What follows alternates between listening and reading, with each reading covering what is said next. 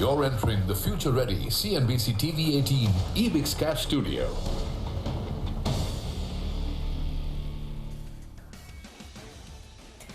Hi, good afternoon and welcome to the CNBC TV 18 EBIX Cash Studio. I'm Sumaira Abdi and you're watching MF Corner. On the show today, we have Kirtan.shah, founder and CEO at Credence Wealth Advisors, who's going to be talking about smart beta funds. And a little later, we'll connect with Santosh Joseph, founder and partner at Germinate Investor Services, to talk about the all-new shiny silver ETF. So first up, let me invite my first guest, Kirtan.shah, founder and CEO at Credence Wealth Advisors. And today we're going to be talking about smart beta, which apparently is all the rage now with investors, Kirtan. But to understand smart beta, we need to understand beta first, right? Sumaira, thank you so much for having me on the show. So, Sumaira, actually, beta is a very simple concept. It's typically a data point which helps you understand the relative risk of your stock or your portfolio vis-a-vis the index. So let's say if I tell you that the beta of the index is 1, which is typically how it is denoted. And if I tell you that a particular stock, let's say HDFC, also has the same beta, which is 1.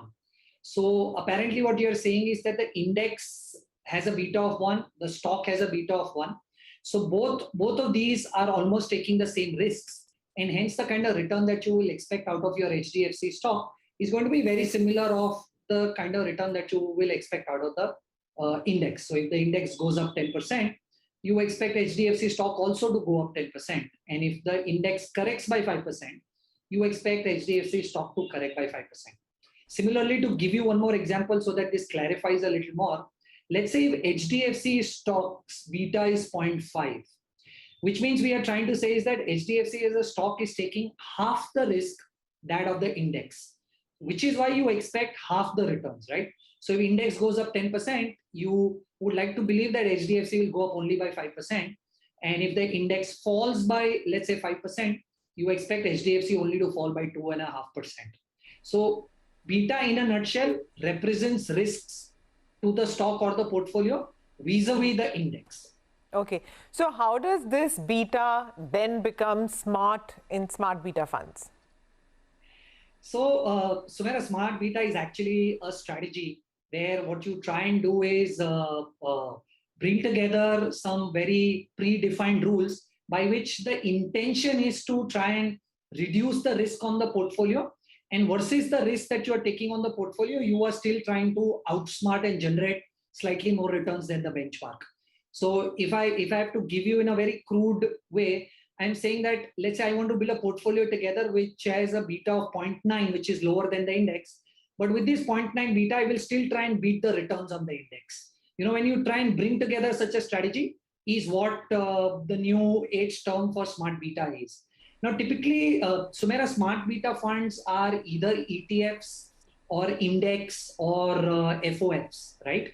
Now, they are typically made, the ETF index or the FOF is typically made on a smart beta index, right? Now, how is this smart beta index made? So there are two ways of doing it. You can make some small changes in an existing index to come up with a smart ETF, smart beta index. So to give you an example, let's say if I tell you that Nifty has 50 stocks, but all of these 50 stocks have different weights, right? I want to have the same 50 stocks in the Nifty, but I want to give everybody an equal weight. So when I build this strategy, this index is a smart beta index. So one way of doing it is you already have an index, tweak that a little, you will get a smart beta index. Another way of doing it is have some predefined rules in place and design a completely new index. Both of these ways you can come up with a smart beta index on which either an ETF or an index or an FOF is the way you can invest. Now, largely talking about it, essentially what the smart beta index is trying to do is, kind of generate better than passive returns with a cost which is lower than active funds cost, right? So in a nutshell, probably if I have to put this, I would say smart beta funds are more passive in nature with a small variation in terms of strategy. Okay.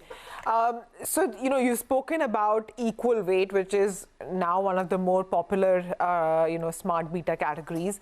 What other strategies can this be applied with? So, Sumera, there are a lot of themes that the industry on the smart beta side has used to come up with funds. To give you a couple of examples, there are smart beta themes revolving around value strategy, volatility as a strategy, momentum as a strategy, quality, alpha, dividend opportunity as a strategy. These are multiple themes basis which the smart beta funds or smart beta concepts have been introduced. Now, to give you a couple of examples, let's talk about a low volatility theme, right? Now, what happens in a low volatility theme is that out of the top 100 funds, 100 stocks, let's say the Nifty 100, right? You try and figure out of the Nifty 100, which are those 30 stocks which have the lowest volatility, right? You remove those names, form an index, right? And in that index, whichever stock has the lowest volatility, you give that stock the highest weight. Now, when you use this strategy to build this smart beta index, you call this as the low volatility theme strategy by the name Nifty 100 Low Volatility 30 Index. Now, that's another strategy outside of the equal weight strategy that I spoke to you of. One more is, let's say, a momentum theme, right? You call it the Nifty 200 Momentum 30 Index. Now, typically what happens is now you select 30 stocks from the Nifty 200 index, right? And these stocks are selected on the basis of the last 6 to 12 months of higher price returns, which are adjusted to their daily price return volatility. So in simple sense, you are saying in the last 6 to 12 months, I want the stocks which have given the highest returns. I will select those 30 stocks out of the Nifty 200 and put them together to form this new smart beta index called the Nifty 200 Momentum 30 Index. So similarly, you have smart beta built around quality, alpha, dividend opportunity, value. So these are a couple of things that the industry currently has. So, Kirtan, I mean, one is, of course, that there are so many different themes in smart beta, and then every AMC will eventually end up offering a lot of these themes, right? So again, the smart beta universe is set to become very, very large. So how does a person know, one, which particular theme of smart beta will gel with their portfolio, and then how do you select from between the different AMCs? I mean, what is unique about, say, the equal weight of 3 different AMCs?